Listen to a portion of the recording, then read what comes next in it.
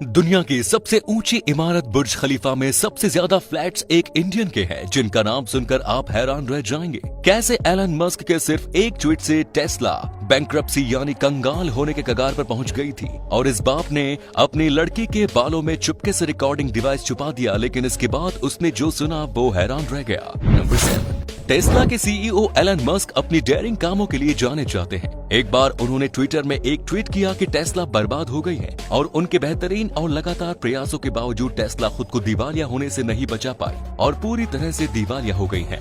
हालांकि ये एक मजाक था, लेकिन इससे टेस्ला के इन्वेस्टर्स इस मजाक से काफी नाराज हो गए थे क्योंकि उनको काफी पैसों का नुकसान हो गया था। उन्हें लगा कि कंपनी दिवालिया होने वाली है, इसीलिए उन्होंने अपने शेयर कम दाम में ही बेच डाले।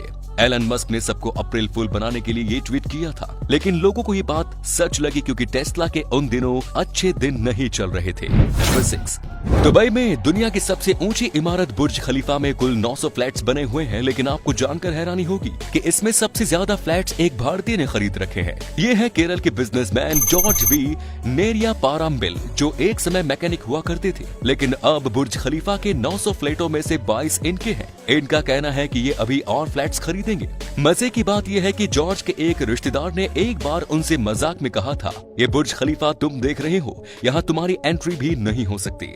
इस बात को 6 साल हो गए हैं। अब जॉर्ज के बुर्ज खलीफा में 22 अपार्टमेंट्स हैं, उनमें से 5 किराए पर उठे हुए हैं और बाकी अपार्टमेंट्स के लिए सही किराएदार का इंतजार है। नंबर 4, छोटे से बच्चों के लिए स्कूल जाना आसान नहीं होता है। ऐसा ही कुछ हादसा हुआ टॉमास वोलेरो के साथ, जिनकी बेटी स्कूल से आने के बाद रोने लगती है। स्कूल शुरू होने के कुछ ही दिनों बाद उनकी बेटी ने हंसना खेलना बंद कर दिया और वो घर में बहुत ही शांत रहने लगी। अब थॉमस को स्कूल में कुछ तो गड़बड़ लग रही थी। इसे पता लगाने के लिए थॉमस ने अपनी बेटी के बालों में एक छोटी सी हियरिंग डिवाइस लगा दी और फिर उसे स्कूल भेज दिया। उसके बाद जो थॉमस ने सुना उसके होश ही उड़ गए।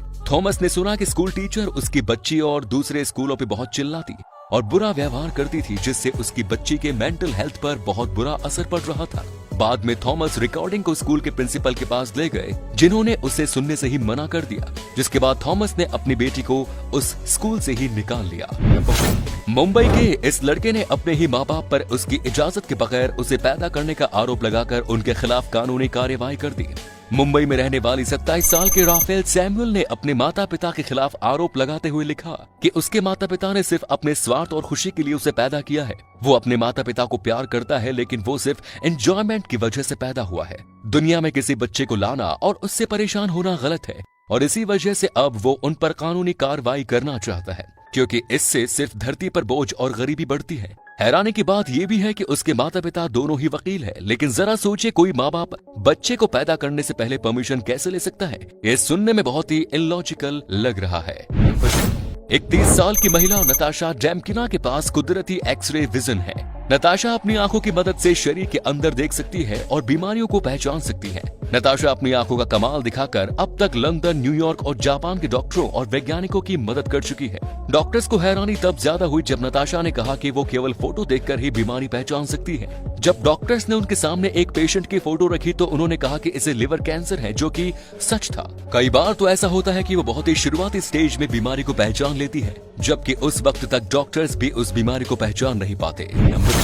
अमेरिका के मैनहट्टन शहर में रहने वाला डॉन वार्ड नाम का एक शख्स सिर्फ जूते पॉलिश कर महीने के करीब 18 लाख रुपए कमाता है। रोज वो अपनी दुकान के पास से निकलने वाले लोगों को उनके गंदे जूतों के लिए बुरा महसूस करवाते हैं, जिससे कि लोग इनसे जूते पॉलिश करवाने के लिए मजबूर हो जाते हैं। वार्ड का कहना है कि वे अब इस काम में बेहद खुश हैं, क्योंकि उनका न ही कोई बॉस है और न ही उन्हें किसी की बात सुननी पड़ती है। वे अपनी मर्जी के मालिक हैं। वार्ड पहले एक फोटो लैब में काम करते थे, जहां ज्यादा पैसा नहीं मिलता था, इसलिए एक दोस्त की देखा देखी में उन्होंने अपना पेशा बदला और जूते पॉलिश करने का काम शुरू कर दिया।